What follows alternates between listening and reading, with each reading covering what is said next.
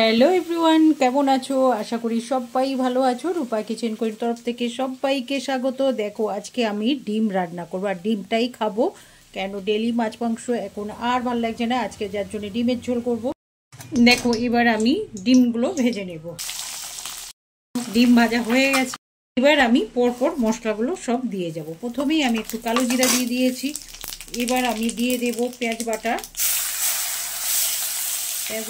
রসুন বাটা, আর একটু দেবো আদা বাটা। এবার খুব ভালো করে কষিয়ে নেব। দেখো, আমি খুব অল্প সময়ের মধ্যে ডিমের ঝোলটা করব। আমি বলো মশলার মধ্যে একটু পেঁয়াজ কুচনো দিয়ে দিয়েছি।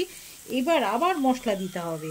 এইবার একটু লঙ্কার গুঁড়ো, আর ঠিক স্বাদ অনুযায়ী একটু লবণ।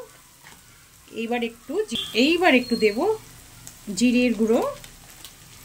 এইবার একটু দেব ধনের গুঁড়ো।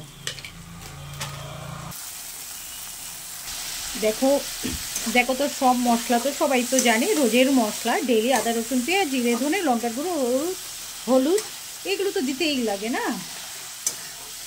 ব্যাস ব্যাস দেখো, ডিম আর আলু একসাথে কষানো হয়ে গেছে। এবার আমি একটু ধনেটা দেবো। ধনেটা আমি সবার লাস্টে দিই। ধনে পাউডার দিয়ে দিয়েছি। তো একটা মানে ডিমের ঝোলের একটা মশলা দিয়ে দিলাম যাতে স্বাদ হয়, টেস্ট হয়। একটা ভাজা মশলা করে রাখছিলাম, সেটা দিয়ে দিয়েছি। এবার আমি জল দেব। এইবার আমি একটু গরম মশলা দিয়ে নামিয়ে নেব। আমার রান্না শেষ। সব বন্ধুদের সবাইকে বলছি একটা করে লাইক কমেন্ট শেয়ার করবে, সাবস্ক্রাইব করতে ভুলবে না। সবাই পাশে থাকবে, সাথে থাকবে। আর তোমরাও সবাই ভালো থাকবে, সুস্থ থাকবে, আর সাবধানে থাকবে। এইবার আমি রাখি, হয়ে গেছে আমার রান্না শেষ। ব্যাস, হাই।